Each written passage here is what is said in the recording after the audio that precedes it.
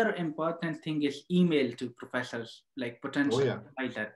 So how you, what do you suggest, like the subject of email and the content that we write in email, like a cover letter? So what should be included and length of that email?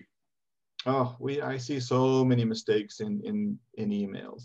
And I do a lot of editing of people's correspondence for different companies or government organizations. And yeah, I see the same mistakes all the time. So let's start with the subject line, right? The subject line should never be hello. Yeah. It should never be dear professor. Yes. It should never be my name is, Mhm. right? Because that information is already in the email. We know who you are because it says your name on your email. And let's first go back to your email address, right? If your email address is I love pink 52, Mhm.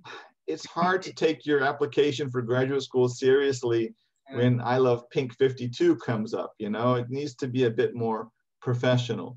Mhm.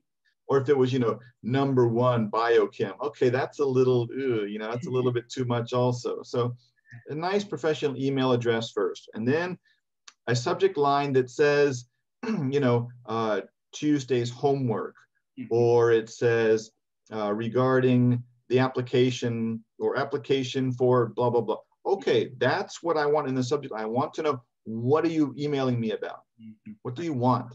Right. Right? Short, couple words.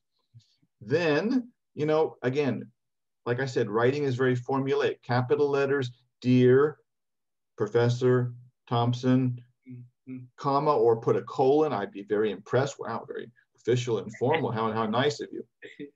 Then if you want to say, who are you in relation to me? I'm in your Monday, Wednesday, 9 o'clock class. Oh, okay, that's very helpful. Thank you.